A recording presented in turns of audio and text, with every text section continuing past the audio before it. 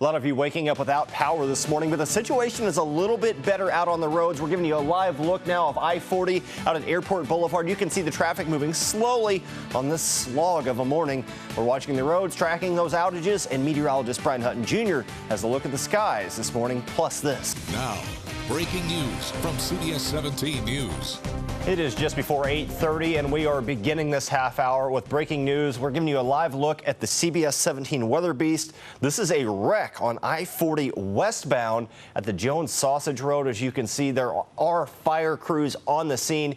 Traffic in that area moving extremely slowly, so if you have to be out, again, make sure you give yourself plenty of time to get to your final destination this morning. Good morning, and thank you for joining us here at CBS 17 News this morning. I'm Holden Kurwicki. I'm Colleen Quigley. In addition to the soggy start, we're tracking several power outages going on this morning. So, Brian, take us through when can we expect this rain to move on out of here? All right, Colleen, you're going to love this next story. It's literally out of this world.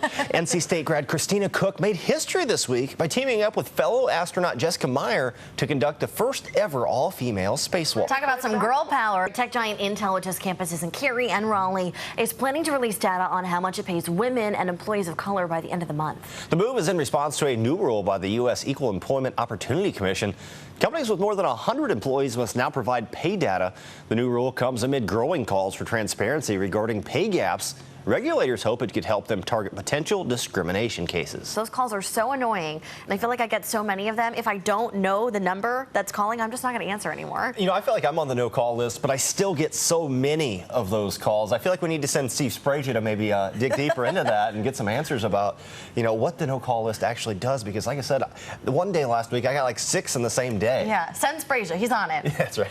All right, well, this is going to sound strange, but Cary is preparing for snow this week. Don't go out and buy the bread and milk. I was excited there for a second. I wouldn't mind one snow, but just one. It's only a drill, Holden. Crews are going to participate in the annual Snow Rodeo Friday, so you're going to see drivers on the road. There'll be plows out there starting at 8 a.m. until noon. The brining trucks are going to be out there testing their equipment, the drivers exploring their routes. They're also going to have classes for employees about chainsaw safety, vehicle safety, and safe driving tips.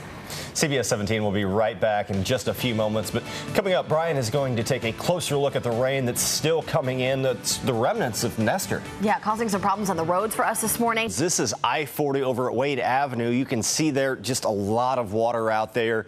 A lot of that mirroring that I like to talk about that really can make things complicated out there. So if you get out and about today, if your windshield wipers are on, your lights must be on. That is North Carolina state law. And again, make sure you give yourself plenty of time. And if you come across standing water, turn around, don't drown. And now there are reports of a new danger in the water. CBS 17's Kayla Strayer is getting us answers. CBS 17 has been working to get you answers on what's in the water for more than a year now, whether it's Gen X or dioxin. We're digging deeper to find out what the state is doing to protect the Cape Fear River, used by so many communities for our drinking water. You can stay on top of the latest developments on our website or the CBS 17 News app. States are learning more about federal efforts to clamp down on the deadly opioid crisis. Well, landmark trial is set to begin tomorrow in Ohio after drug companies failed to reach a settlement in the lawsuit over their role in the national opioid crisis. Well, according to court documents, the 6 defendants in the case include 3 large pharmaceutical distribution companies. They are AmerisourceBergen, Cardinal Health, and the McKesson Corporation. The 3 distributors, including Walgreens pharmacy chain. This federal trial combines nearly 2,000 cases involving every level of local and state government. Even when I was on stage rolling the dice, it still had not clicked that I was called down, much less on stage. I love this story. A trip to The Price is Right is a moment we have all probably dreamed of at some point. I mean, who doesn't play along? Oh, I would love to play Plinko. Well, a Goldsboro woman realized that dream for a second time. You got to talk to her. Yeah, I did, and it was really fun because it was her house was just packed with people, but there were so many people that she invited over who literally turned her down because they thought she was inviting them over to try and get them to be a part of a pyramid scheme. Little did they know she would walk away with big money. When I first got hired as a flight attendant, that was the first thing I said, I'm going to LA to be on The Price is Right. In 1988, Paula Bowen made her first appearance on The Price is Right. We're all cheering for each other. Goes to whoever it's closest to the actual retail price without going over. And I have been to Monte Carlo, and I know it's the most expensive country in the world, and people bid $3,000, $5,000. $13,453. They thought I was crazy. Trip to Monte Carlo. Actual retail price is $13,645. Paula, come on up here. I won. 30 years later, she finally got to let him roll. I was willing to stop at the 10,500 whatever. That was a lot of money right there. And Drew's like, go ahead, go ahead. For $100,000. Good luck. Come on, money. There's one. There's two. $100,000. Go get it. $100,000. Winning was the easy part for Bowen. Wow.